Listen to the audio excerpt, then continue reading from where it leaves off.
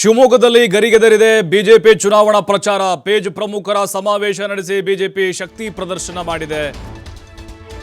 ನೋಡಿ, ಈಗ ಶಿವಮೊಗ್ಗದಲ್ಲಿ ಬಿಜೆಪಿಯ ಚುನಾವಣಾ ಪ್ರಚಾರಗಳು ಗರಿಗೆದರಿದೆ. ಪೇಜ್ ಪ್ರಮುಖರ ಸಮಾವೇಶ ನಡೆಸಿ ಶಕ್ತಿ ಪ್ರದರ್ಶನ ಮಾಡಿದ್ದಾರೆ. ಒಗ್ಗಟ್ಟು ಕೂಡ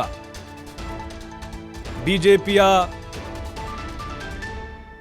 ಅಭ್ಯರ್ಥಿಯಾಗಿರುವಂತಹ ರಾಘವೇಂದ್ರ ತಿರುಗೇಟು ಕೊಟ್ಟಿದ್ದಾರೆ. ಅದರಲ್ಲೂ ಈಗ ನೋಡಿ, ಚನ್ನಬಸಪ್ಪ ಇದ್ದಾರಲ್ವ, ಹಾಲಿ ಬಿಜೆಪಿ MLA ಶಿವಮೊಗ್ಗ, ಅವರು ಈಶ್ವರಪ್ಪಗೆ ತಿರುಗೇಟು ಕಟ್ಟಿದ್ದಾರೆ. ಬಿಜೆಪಿ ಗೆದ್ದಿರುವುದು ಸಂಘಟನೆ ಆಧಾರದ ಮೇಲೆ. ಸಂಘಟನೆ ಬಿಟ್ಟು ಹೋದವರು ಗೆದ್ದ ಉದಾಹರಣೆಗಳಿಲ್ಲ. ಈಶ್ವರಪ್ಪಗೆ ಚನ್ನಬಸಪ್ಪ ತಿರುಗೇಟು ಕೊಟ್ಟಿದ್ದಾರೆ. ನಮಗೂ ಮಾತನಾಡೋಕೆ ಬರುತ್ತೆ, BSY ಕುಟುಂಬದ ವಿರುದ್ಧ ಮಾತನಾಡುವ ಅವಶ್ಯಕತೆ ಇಲ್ಲ. ನೋಡಿ, ಅವರೇ ತಿರುಗಿ ಬಿದ್ದರು. ಇನ್ನೇನು ಉಳಿತು ಅಲ್ಲಿ? ಚನ್ನಬಸಪ್ಪ ಇದು ಮಾತಾಡಿದ್ದು. ಚನ್ನಬಸಪ್ಪ ಈಶ್ವರಪ್ಪನವರ ಆಪ್ತ, ಅವರೇ ಟಿಕೆಟ್ ಕೊಡಿಸಿದ್ದು, ಅವರೇ ಗೆಲ್ಲಿಸ್ಕೊಂಡು ಬಂದಿದ್ದು, ಸಂಘಟನೆ ಮಾಡಿ ಹೋರಾಟ ಮಾಡಿ. ಆದರೆ ಚನ್ನಬಸಪ್ಪನೇ ಈಗ ತಿರುಗಿ ಬಿದ್ದಿದ್ದಾರೆ ಅಂತ ಹೇಳಿದ್ರೆ, ಇನ್ನು ಕಾರ್ಯಕರ್ತರು ಈಶ್ವರಪ್ಪನವ್ರ ಪರವಾಗಿ ಇರ್ತಾರಾ ಅನ್ನುವಂಥದ್ದು ಪ್ರಶ್ನೆ. ಎಂತೆಂಥವರು ಚುನಾವಣೆ ನಿಂತಾಗಲೂ ಕೂಡ ಭಾರತೀಯ ಜನತಾ ಪಾರ್ಟಿ ಇಲ್ಲಿ ಗೆಲ್ತಿದೆ. ಸಂಘಟನೆಯ ಶಕ್ತಿ ಆಧಾರದ ಮೇಲೆ ಭಾರತೀಯ ಜನತಾ ಪಾರ್ಟಿಯನ್ನ ಗೆದ್ದಿರೋದು. ಯಾರ್ಯಾರು ಭಾರತೀಯ ಜನತಾ ಪಾರ್ಟಿಯಿಂದ ಗೆದ್ದಿದ್ದಾರೆ ಅವರೆಲ್ಲರೂ ಸಂಘಟನೆ ಆಧಾರವಾಗಿ ಗೆದ್ದಿರುವಂಥದ್ದು. ಇದನ್ನು ಯಾರು ಕೂಡ ಜನ್ಮದಲ್ಲಿ ಮರಿಬಾರ್ದು ಅನ್ನೋಂಥ ಮಾತನ್ನು ಈ ಸಂದರ್ಭದಲ್ಲಿ ನಾನು ಹೇಳಲಿಕ್ಕೆ ಇಷ್ಟಪಡ್ತೇನೆ. ಅವ್ರಿಲ್ದೇ ಸಂಘಟನೆ ಇಲ್ಲದೆ ಇರುವಂತ ಸಂದರ್ಭದಲ್ಲಿ ಅವ್ರು ಯಾರು ಗೆದ್ದಿದಾರ ಅಂತ ಹೇಳಿದ್ರೆ ಅವರು ಸೋಲು ಅನುಭವಿಸಿದವರು ಅಂತವ್ರು ಕೂಡ ನಮ್ಮ ಕಣ್ಣೆದುರುಗಡೆ ನಿಂತಿರೋದು ನಮಗೆ ಇವತ್ತು ಕೂಡ ನೆನಪಾಗತ್ತೆ ನಮಗೆ. ಆದರೂ ತುಂಬಾ ಮಾತಾಡ್ತಾ ಇದ್ದಾರೆ. ಪಾರ್ಟಿ ಬಿಟ್ಟು ಹೋಗಿ ಸೋತ ಮೇಲೂ ಕೂಡ ತುಂಬಾ ಮಾತುಗಳನ್ನು ಆಡ್ತಾ ಇದ್ದಾರೆ. ಅನೇಕ ಸವಾಲುಗಳನ್ನ ಹಾಕ್ತಾ ಇದ್ದಾರೆ. ಆ ಸವಾಲುಗಳನ್ನು ಸ್ವೀಕಾರ ಮಾಡ್ಲಿಕ್ಕೋಸ್ಕರ ಇವತ್ತು ಸೈನ್ಸ್ ಮೈದಾನದೊಳಗಡೆ ನಮ್ಮ ತಾಕತ್ತಿನ ಪ್ರದರ್ಶನವನ್ನು ನಾವು ಮಾಡಿದ್ದೇವೆ. ಇದು ಬರೀ ಸ್ಯಾಂಪಲ್ ಅಷ್ಟೇ. ಅನೇಕ ತರದ ಮಾತುಗಳಾಡಿದ್ದಾರೆ.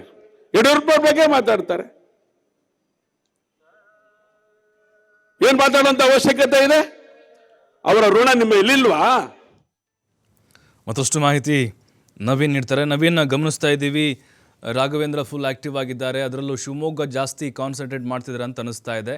ಈಗ ಚನ್ನಬಸಪ್ಪನವರೇ ಈಶ್ವರಪ್ಪನವ್ರ ಪರವಾಗಿ ನಿಲ್ತಿಲ್ಲ ಅಂತ ಹೇಳಿದ್ರೆ ಇನ್ನು ಕಾರ್ಯಕರ್ತರು ನಿಲ್ತಾರಾ ಅನ್ನುವಂಥ ಪ್ರಶ್ನೆ. ಇದು ಸಹಜವಾಗಿಯೇ ಈಶ್ವರಪ್ಪನವರು ಭದ್ರಕೋಟೆ ಶಿವಮೊಗ್ಗದಲ್ಲಿ ಮುಜುಗರ ತರುತ್ತಾ ಅಂತೇಳಿ. ಖಂಡಿತವಾಗ್ಲು ಪ್ರಭು, ಯಾಕಂದ್ರೆ ಶಿವಮೊಗ್ಗ ಲೋಕಸಭಾ ಕ್ಷೇತ್ರದಲ್ಲಿ ಸಾಕಷ್ಟು ಚುನಾವಣೆ ರಂಗೇರುವಂತದ್ದು.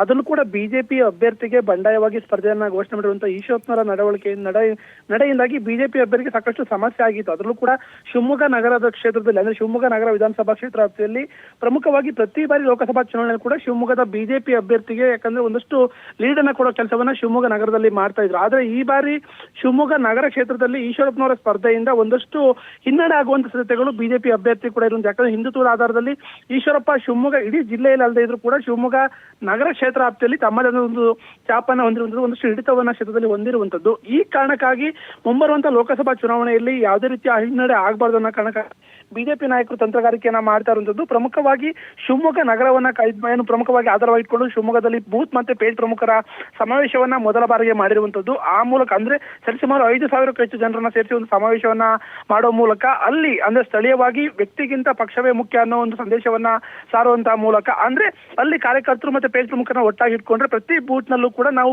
ಪಕ್ಷಕ್ಕೆ ಓಟನ್ನ ಗಳಿಸೋ ಕೆಲಸವನ್ನ ಮಾಡಬೇಕು. ಆ ನಿಟ್ಟಿನಲ್ಲಿ ಯಾವುದೇ ಕಾರಣಕ್ಕೂ ಕೂಡ ಹಿಂದುತ್ವ ಮತ್ತೆ ಬಿಜೆಪಿ ಯಾವುದು ಕೂಡ ಬೇರೆ ಬೇರೆ ಅಲ್ಲ. ಪ್ರಮುಖವಾಗಿ ಪಕ್ಷ ಗಟ್ಟಿಯಾಗಿದ್ರೆ ಏನು ಅಧಿಕಾರಕ್ಕೆ ಬರ್ಲಿಕ್ಕೆ ಕೂಡ ಈಸಿ ಆಗುತ್ತೆ. ಆ ನಿಟ್ಟಿನಲ್ಲಿ ಎಲ್ಲರೂ ಕೂಡ ಪಕ್ಷದ ಪರವಾಗಿ ಕೆಲಸವನ್ನ ಮಾಡಬೇಕು. ಆ ನಿಟ್ಟಿನಲ್ಲಿ ಪೇಜ್ ಮತ್ತೆ ಬೂತ್ ಪ್ರಮುಖರ ಸಮಾವೇಶವನ್ನು ಮಾಡೋ ಮೂಲಕ ಒಂದು ಸಂದೇಶವನ್ನ ರವಾನೆ ಮಾಡಿರುವಂತದ್ದು. ಜೊತೆಗೆ ಪ್ರಮುಖವಾಗಿ ಅದರಲ್ಲೂ ಕೂಡ ಶಾಸಕ ಚನ್ನಬಸಪ್ಪನವರು, ಯಾಕಂದ್ರೆ ಈಶ್ವರಪ್ಪನವರ ಅತ್ಯಾಪ್ತ ಬಳಗದಲ್ಲಿ ಗುರುತಿಸಿಕೊಂಡು ಅವರ ಶಿಷ್ಯ ಅಂತ ಗುರುತಿಸ್ಕೊಂಡಿದ್ರು, ಅವರು ಕೂಡ ಇದೀಗ ಪಕ್ಷದ ಪರವಾಗಿ ಕೆಲಸವನ್ನ ಮಾಡ್ತಾ ಇರೋದು. ಪ್ರಮುಖವಾಗಿ ಶಿವಮೊಗ್ಗ ನಗರದಲ್ಲಿ ಯಾವುದೇ ಹಿಂದಿನಿಂದಲೂ ಕೂಡ ಒಂದು ಕಡೆ ಶಿವಮೊಗ್ಗ ನಗರಕ್ಕೆ ಏನು ಈ ಹಿಂದೆ ಕೂಡ ಅಂದ್ರೆ ಸಾವರ್ಕರ್ ಕೂಡ ಭೇಟಿಯನ್ನ ಕೊಟ್ಟು ಹೋಗಿದ್ದಾರೆ. ನಾವು ಇಲ್ಲಿ ಪಕ್ಷವನ್ನ ಕಟ್ಟಿರುವಂತದ್ದು ಯಾರೋ ಒಬ್ಬರ ಮೇಲೆ ಸಂಘಟನೆಯನ್ನ ಕಟ್ಟು ಹೋಗಿಲ್ಲ. ಸಂಘಟನೆ ಬಿಟ್ಟು ಹೋದವರು ಇವತ್ತು ಬೇರೆ ರೀತಿಯಲ್ಲಿ ಮಾತಾಡೋ ಕೆಲಸವನ್ನ ಮಾಡ್ತಾ ಇದ್ದಾರೆ. ಆದ್ರೆ ಶಿವಮೊಗ್ಗದಲ್ಲಿ ಬಿಜೆಪಿ ಇಲ್ಲಿವರೆಗೂ ಗೆದ್ದಿರೋದು ಸಂಘಟನೆ ಆಧಾರದ ಮೇಲೆ ಹೊರತುಪಡಿಸಿ ಯಾವುದೇ ವ್ಯಕ್ತಿ ಆಧಾರದಲ್ಲಿ ಅಲ್ಲ.